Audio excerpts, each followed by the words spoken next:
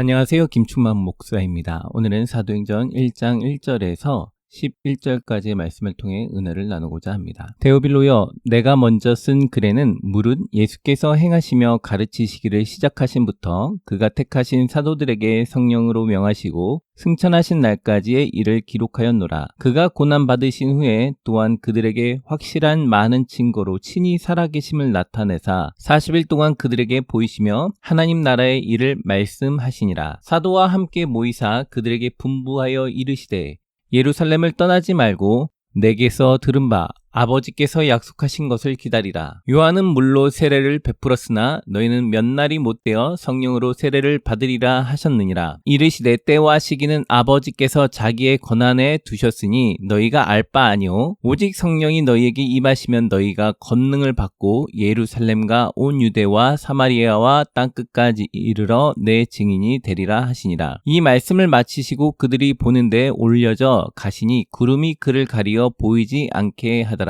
올라가실 때에 제자들이 자세히 하늘을 쳐다보고 있는데 흰 옷 입은 두 사람이 그들 곁에 서서 이르되 갈릴리 사람들아, 어찌하여 서서 하늘을 쳐다보느냐? 너희 가운데서 하늘로 올려지신 이 예수는 하늘로 가심을 본 그대로 오시리라 하였느니라. 1절 데오빌로여, 내가 먼저 쓴 글에는 무릇 예수께서 행하시며 가르치시기를 시작하신부터, 이 누가복음은 대략 63년에서 65년에 쓰여졌다고 학자들은 추정하고 있습니다. 그렇게 생각하는 이유는 65년 이전에는 기독교를 인정하였지만 65년 이후에 핍박이 시작되었고 70년대에는 예루살렘이 멸망되는데 핍박과 예루살렘 멸망에 대한 언급이 없어서 65년 이전에 쓰여진 걸로 판단하고 있습니다. 데오빌로는 로마 당시의 고위 귀족으로 생각되어집니다. 데오빌로에게 편지를 두 개를 보냈는데 첫째는 누가가 누가복음을 보냈고 두 번째는 사도행전을 보낸 것입니다. 그러니까 편지의 1편, 2편이라고 볼 수 있겠죠. 왜 보냈냐면 데오빌로가 예수 그리스도에 대해서 듣고 알아가고 있지만 자세히 모르기 때문에 데오빌로를 위해서 매우 구체적으로 누가복음과 사도행전을 써준 거죠. 어떤 초신자를 위해서 누가복음과 사도행전을 써주면서 그 사람이 잘 믿을 수 있도록 안내해주는 모습을 볼 수가 있습니다. 무릇 예수께서 행하시며 가르치시기를 시작하신부터, 누가복음에서 예수님께서 이제 가르치셨던 사역을, 공생애를 시작하셨던 것들로부터 그가 택하신 사도들에게 성령으로 명하시고 명령하셔서 승천하시는 날까지 일을 기록하고 있죠. 그가 고난받으신 후에 또한 그들에게 확실한 많은 증거로 친히 살아계심을 나타내사 예수님께서 부활하셔서 자신이 살아계심을 제자들에게 40일 동안 보이시면서 가르치시고 증거해 주셨죠. 그들에게 보이시며 하나님 나라의 일을 말씀하시니라. 예수님께서 하나님 나라에 대해서 하나님의 자녀들에게 지속적으로 말씀을 하시는 것을 볼 수 있습니다. 지금 이 사도행전도 누가복음도 계속 무엇을 초점을 두고 읽어야 되냐면 하나님 나라에 대해서 초점을 두고 우리가 읽어야 되는 것입니다. 우리는 이 땅에 살고 있습니다. 그런데 한 나라가 더 있죠. 그것은 하늘에 있는 나라입니다. 우리는 하늘의 시민권을 바라보고 사는 사람들이죠. 그렇기 때문에 이 땅에서도 잘 살아야 되지만 사실은 하늘에서 더 잘 살기 위해서 우리가 성경을 공부하는 겁니다. 그러니까 누가복음과 사도행전을 통해서 이 두 권의 책이 하나가 되어져서 내가 하나님 나라에 대해서 구체적으로 알아갈 때 진정한 그리스도인으로서의 자유함을 느끼게 되는 거죠. 단지 예수를 믿으면서 이 땅에서 복받기 위해서, 돈 많이 벌기 위해서, 부자 되기 위해서 믿는 게 아니라 한 걸음 더 나아가 하나님 나라에서 어떻게 살 것인가, 하늘 시민으로서 어떻게 살 것인가 준비하는 것으로 우리가 읽어야 된다라는 것입니다. 4절 사도와 함께 모이사 그들에게 분부하여 이르시되 예루살렘을 떠나지 말고 내게서 들은 바 아버지께서 약속하신 것을 기다리라. 제자들이 3년 동안 예수님과 동행하였습니다. 그런데 오지 않았습니다. 뭐가 오지 않았냐면 성령께서 오지 않으셨죠. 성령님께서는 예수님의 사역, 십자가 사역 이전에는 특별한 사람들에게만 왔습니다. 선지자, 왕, 제사장, 이런 사람들에게만 성령께서 임재하셨죠. 그러나 예수께서 십자가에 달리시고 부활하셔서 승천하심으로 이제는 육신의 한계에 있던 예수께서 하늘로 올라가시고 성령께서 오셔서 시간과 공간을 초월하여 모든 이들에게 임재하시는 것입니다. 근데 그것이 언제 오냐면 주님께서 약속하신 때까지 이를 때에 오는 것입니다. 예수 그리스도를 믿는다고 교회에 왔지만 약속하신 성령이 임할 때까지 말씀을 읽고 기다리며 기대하며 기도하고 있어야 되는 것입니다. 종종 교회에서 말씀을 듣다가 오해하시는 분들이 있는데, 기도를 열심히 하기 위해서 말씀을 가르쳐 주는 거죠. 중언부언하지 말라고 했더니 먼저 그의 나라와 그의 의를 구하라고 했더니 나는 욕심이 있어서 내 것만 구할 것 같아,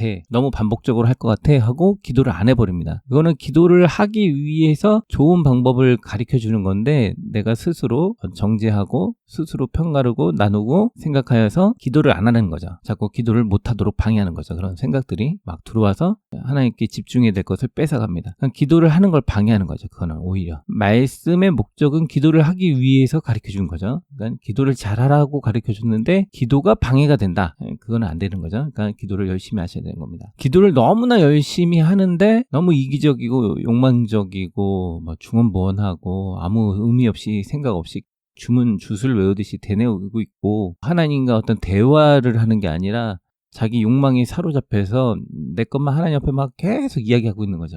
그게 중언부언이고 그게 욕망에 사로잡힌 거죠. 하나님과의 우리의 기도는 다른 종교와 다르게 대화입니다. 대화. 주님께 아뢰고 부탁하고 달라고 비나이다 하는 게 아니라, 하나님 이런가요? 저런가요? 하고 주고받는 거죠. 그러면서 상담하듯이 묻고 대답하고 하면서 내 욕심에 대해서, 내 질병에 대해서, 내 가정 상황에 대해서 하나님 앞에 이야기하고, 하나님께서 우리에게 또 말씀을 하시고 듣고 대답하고, 하나님 또 그런데 이렇잖아요 하고 계속 또 묻고, 이게 기도인 거죠. 이거를 언제까지 해야 하느냐? 초신자의 경우 성령님께 오셔서 나에게 은혜가 임할 때까지, 응답이 될 때까지, 약속하신 것이 이루어질 때까지 포기하지 않고 기도해야 되는 거죠. 어떤 분들은 하나님이 다 아시니까 한 번만 기도하면 돼 하고, 한 번 기도했으니까 다시는 기도 안 해야 돼 라고 또 기도를 안 해버리면, 다음에 당연히 했던 기도니까 안 하게 되겠죠. 그러면서 기도를 안 하게 되겠죠. 그러면 안 되죠. 그러니까 약속하신 성령님께서 응답을 해주실 때까지 지속적으로 반복적으로 기도하는 것입니다. 제자들이 40일간 성령님께서 오실 때까지 기도한 거죠. 중언부언과 반복적으로 하나님께 기도하는 건 약간 색깔이 다른 게 있어요. 뭐냐면, 재판장에게 가서 귀찮게 어떤 문제를 해결해 달라고 괴롭혔던 그 여성에 대해서 예수님께서 귀찮아서라도 응답한다고 했습니다. 그거는 반복적으로 구한 거죠. 귀찮게 한 거죠. 근데 여기서 중언부언은 하나님과 인격적인 교제 없이 그냥 주문 외우듯이 하나님 앞에 계속 그냥 이야기하는 것을 말하는 거예요. 그러니까 약간 반복적인 것과 중언부언이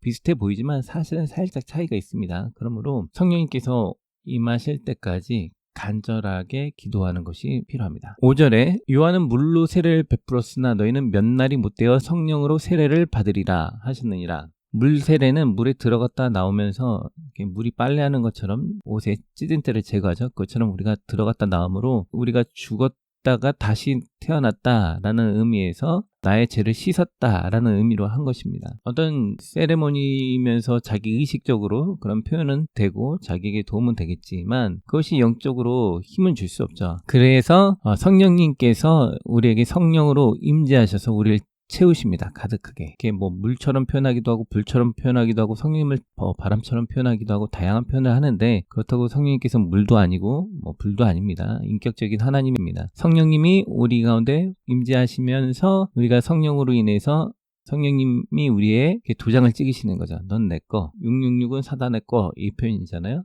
그죠? 우리는 성령의 거 하고 성령님께서 인치시는 거죠. 그러면 우리가 성령의 사람이 되어 기름 부음을 받은 거죠.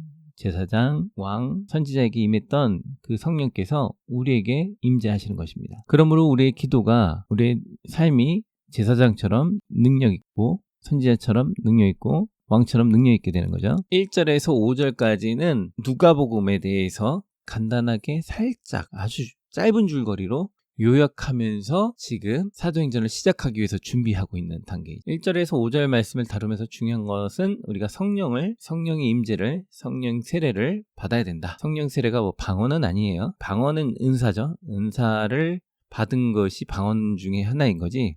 세례를 받았기 때문에 은사가 나타나는 건 다양한 은사가 나타날 수 있는데 그 중에서 방언이 나타난 거지, 방언이 성령 세례를 말하는 건 아닙니다. 성령 세례가 더 상위 개념이죠. 방언은 은사 중에 하나니까 하위 개념이고, 제자들이 이스라엘 나라를 회복하는 것에 대해서 묻습니다. 이르시되 때와 시기는 아버지께서 자기의 권한에 두셨으니 너희가 알 바 아니오. 우리는 살아가면서 주님의 때를 궁금해합니다. 주님이 언제 오실지, 언제 말세가 올지, 언제 구름 타고 오실지, 언제 새하늘과 새 땅이 될지, 이런 것들을 되게 궁금해합니다. 근데 이거는 알 바가 아닙니다. 성경 전 권에서 때와 시기를 말씀한 적이 한 번도 없습니다. 이거는 알 바가 아닙니다. 이걸 자꾸 알려고 하면 누구의 권한에 도전하는 거냐면 예수님 하나님의 권한에 자꾸 도전하고 싶은 그런 욕심을 내고 있는 거입니다. 그렇기 때문에 우린 뭐에 집중하면 되냐면 성령을 받기 위해 기도했던 그 제자들의 모습, 그들이 살았던 삶의 모습, 지금 현재 내가 어떻게 살고 있나, 어떻게 말씀대로 살고 있나, 현재에 집중해야지 미래의 것을 찾고 알려고 준비하는 것은 아닙니다. 말기 암 환자가 되어도 자기가 정확하게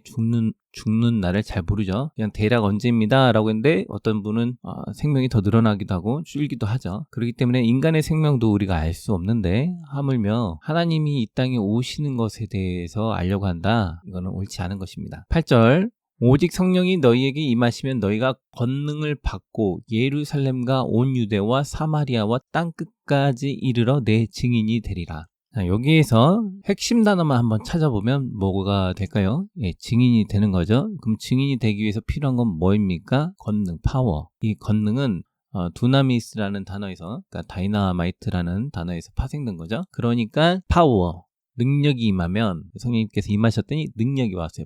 파워가 왔는데 어떻게 되냐면 증인이 된 거예요. 무슨 증인이죠? 법정 증인이죠. 어떤 사건에 대해서 보고 목격한 것에 대해서 말하는 거예요. 성령의 세례를 받지 않았을 때는 성령에 대해서 우리가 말을 할 수가 없었어요. 왜냐하면 영적인 세계를 알 수가 없었습니다. 세상 사람들은 하나님이 어디 계시냐? 보여봐라. 보일 수 없죠. 하나님이 영인데 어떻게 보입니까? 그런데 우리의 삶이 변하는 거예요. 바람이 어디에서 오는지 보이지는 않지만 나무 잎사귀가 흔들리는 거 보면서 바람이 왔네, 바람이 오고 있네, 이거 알 수 있잖아요. 창문에서 이렇게 쳐다볼 때. 그것처럼 우리 인간이, 많은 사람들이 기독교인이 되는 이유는 성령의 역사를 통해서 성령님을 경험하면서 하나님의 이 계심을 체험하는 거죠. 그래서 각 잎사귀가 흔들리면서 바람이 오는 것을 증명하는 것처럼 많은 그리스도인들이 성령에 의해서 움직이면서 온 세상에 하나님의 계심을 나타내는 것입니다. 그러니까 성령이 임하니까 내가 사는 곳, 내 동네 주변, 그 영역을 넘어서 사회, 국가, 온 세계까지 이르러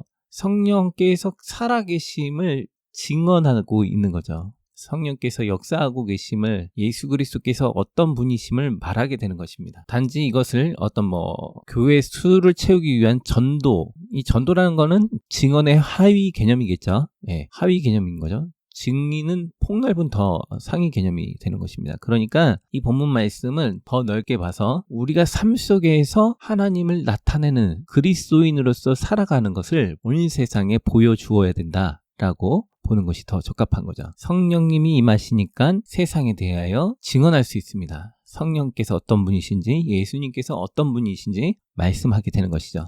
9절에 이 말씀을 마치시고 그들이 보는데 올려져 가시니 구름이 그를 가리어 보이지 않게 하더라. 네, 예수님께서 이제 말씀을 하시고 구름을 타고 올라갔습니다. 구약에서 모세에게 하나님께서 이야기하실 때 구름이 내려왔었습니다. 그리고 말씀을 마치시니 구름이 올라갔습니다. 그러면 이제 아래 말씀에서 10절에서 올라가실 때 제자들이 자세히 하늘을 쳐다보고 있는데 흰옷 입은 두 사람이 그들 곁에 서서, 우린 천사가 날개 6개 또는 4개, 2개 이렇게 성경에서 있는 것을 표현하는 것을 볼 수 있었는데 날개는 전혀 표현이 없고 사람으로 묘사되어 있는데 천사죠. 흰옷 입은 두 사람이 천사입니다. 11절 이르되 갈릴리 사람들아 어찌하여 서서 하늘을 쳐다보느냐, 너희 가운데서 하늘로 올려지신 이 예수는 하늘로 가심을 본 그대로 오시리라 하였느니라. 간 그대로 본다고 하였습니다. 근데 지금 이거 본 사람들은 다 어디죠? 천국에 가 있습니다. 그럼 어디에서 보는 거죠? 천국에서 보겠죠.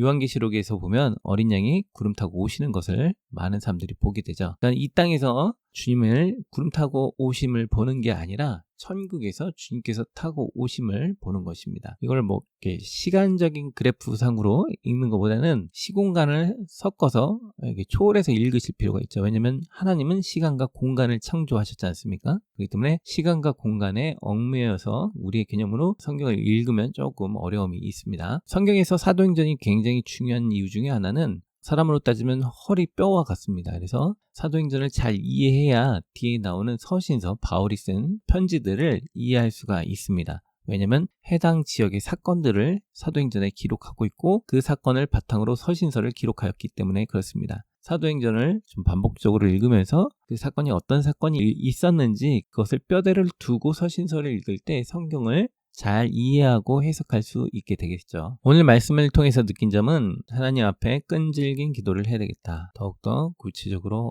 언약을 이룰 때까지 포기하지 않고 기도를 해야 되겠다. 성령님과 늘 동행해야 되겠다. 내가 예수님에 대한 증인으로서 잘 살아야 되겠다. 예수님처럼 예수님 본받아서 잘 살아야 되겠다. 초신자든 누구에게든 예수님을 누가가 친절하게 2개의 편지를 써서 기록하여서 데오빌로에게 전했던 것처럼 나도 누군가에게 예수님을 구체적으로 잘 전해야 되겠다라는 것을 느끼게 되었습니다. 오늘 하루도 성령님 안에서 승리하시고 행복하세요. 감사합니다.